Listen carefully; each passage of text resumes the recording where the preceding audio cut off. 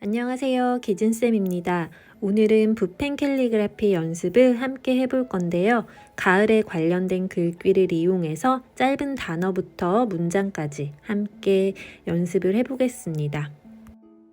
단어를 강조하는 법과 문장의 구도 잡는 방법까지 글자 수를 조금씩 늘려가면서 써볼 거예요.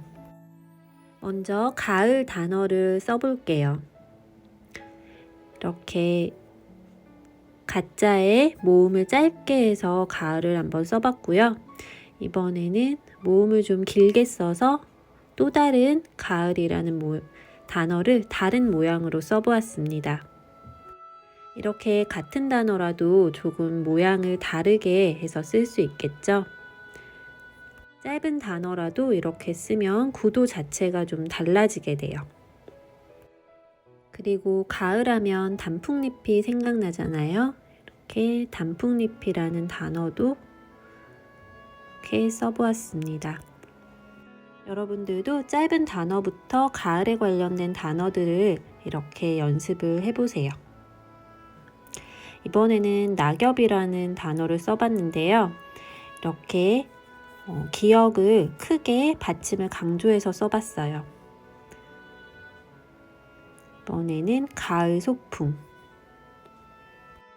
그리고 쨍한 가을볕이 참 좋잖아요. 가을볕 이렇게 써보았습니다. 이렇게 짧은 단어들을 이렇게 쭉 적어보았는데요. 받침을 길게 이렇게 강조해 줄 수도 있고요. 상대적으로 모음을 짧게 해주면 이렇게 공간에도 좀 남게 돼요. 그래서 이렇게 높낮이의 변화를 주면서 강조를 해줄 수 있습니다.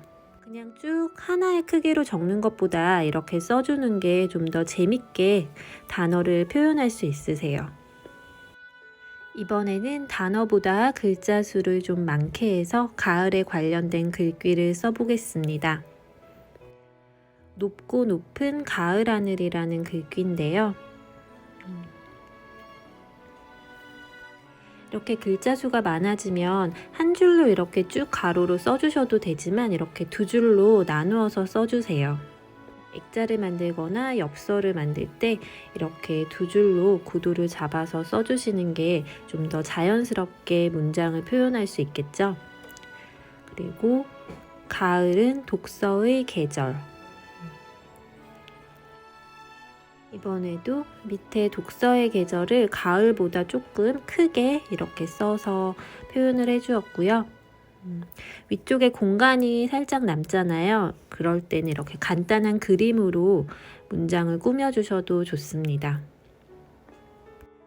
꼭 물감이 아니어도 이렇게 마카나 색연필을 이용해서 간단하게 색칠을 해주시면 좋아요. 그리고 문장 안에서도 이렇게 강조를 좀 해주시면 좋은데요. 독서에서 이렇게 기역 받침이나 계절 할 때 길게 늘려주거나 큼직하게 받침을 써서 강조를 해주는 경우가 많아요. 가을 하늘에서도 이렇게 자음 리을을 크게 휘날리면서 강조를 해주었습니다.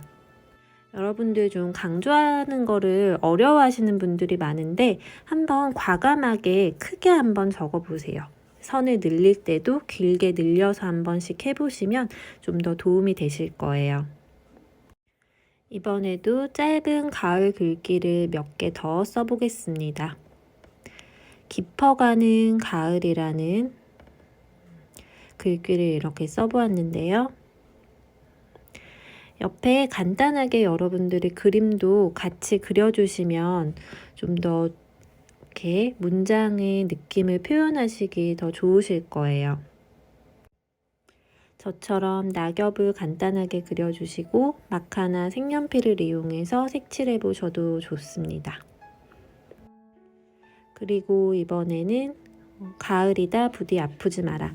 나태주님의 정말 유명한 글귀죠.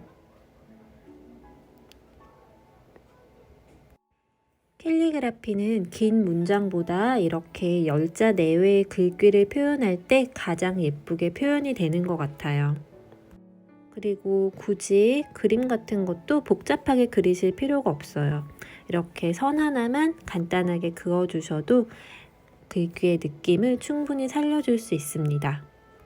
앞쪽에서 연습했던 낙엽이라는 단어를 이용해서 이번에는 낙엽 밟는 소리, 이렇게 낙엽과 소리라는 단어를 좀 더 크게 강조를 해주시고요. 이렇게 노란색 마카와 주황색 마카를 이용해서 약간 그라데이션을 위에서부터 아래까지 낸 느낌으로 선을 그어 보았어요. 이번에도 유명한 시의 한 구절입니다. 가을볕이 너무 좋아 가만히 나를 말린다. 지금까지 했던 글귀보다는 조금 글자 수가 많죠? 이렇게 문장 안에서도 글자의 크기를 조금 크고 작게 조절을 해주세요. 그리고 문장 전체가 하나의 덩어리가 될 수 있도록 글자 간격을 이렇게 너무 띄우지 마시고요. 확실하게 좁혀서 한 덩어리가 될 수 있도록 만들어 주시는 게 좋습니다.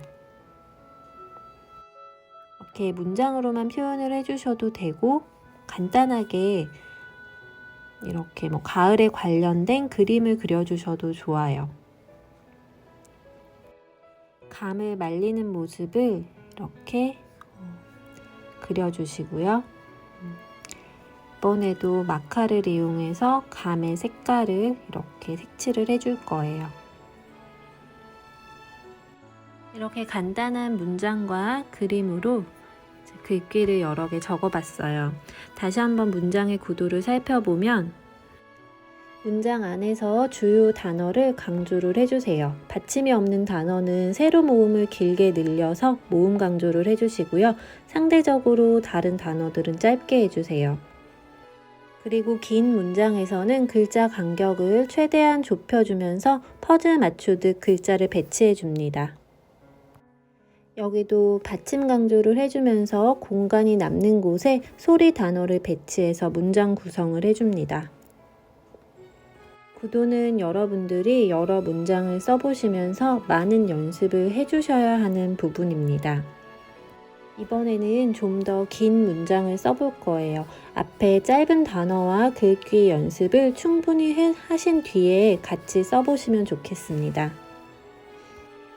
문장의 첫 단어, 해바라기라는 단어에서 해자를 제가 큼직하게 강조를 해주었는데요. 해의 모음을 좀 크게 이렇게 강조를 해주었고요. 웃음에서도 시옷 받침을 위에 이응 자음이나 우보다 좀 크게 적어주었습니다. 긴 문장을 쓰실 때는 특별히 너무 크게 단어를 강조를 하시는 것보다 문장 안에서 이렇게 크기 조절을 조금씩 해주면서 글귀 배치를 해주어야 되는데요. 중간중간에 모음이나 받침의 크기를 조절하면서 퍼즐 맞추듯이 이렇게 글자 사이 간격을 좁혀서 문장을 하나의 덩어리로 만들어줍니다. 5줄 정도로 이렇게 배치를 해보았는데요. 여러분들도 여러 번 이렇게 문장을 따라 써보시면서 구도를 익혀주세요. 쓸 때마다 조금씩 문장의 글자의 간격이나 글자 크기에 따라서 구도가 조금씩 다르게 보일 수 있으세요. 그래서 이렇게 붓펜으로 간단하게 코스모스 꽃도 그려서 표현을 해주셔도 좋습니다. 오늘은 글씨 위주의 강의 영상이라 그림은 최대한 제가 간단하게 한번 그려볼 거예요.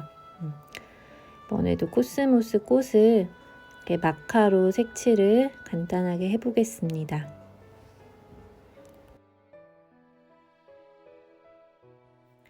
녹색으로 코스모스 잎사귀도 표현을 좀 해주시고요.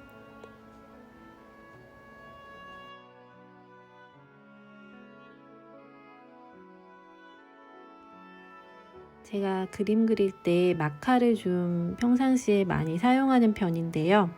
사인펜이나 색연필보다 조금 더 물감의 느낌과 가까워서 이렇게 마카를 사용을 하고 있어요.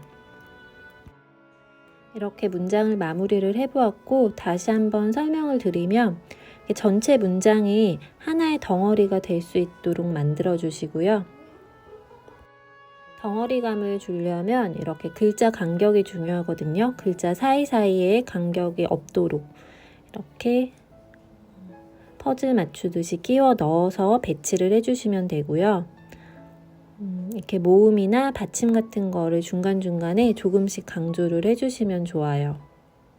상대적으로 이 안에서 조사 같은 건 조금 작은 크기로 해주시면 더 좋고요. 오늘 가을에 관련된 글귀로 여러분들과 함께 붓펜 연습을 해보았습니다. 오늘도 시청해주신 분들 감사합니다. 좋은 하루 되세요.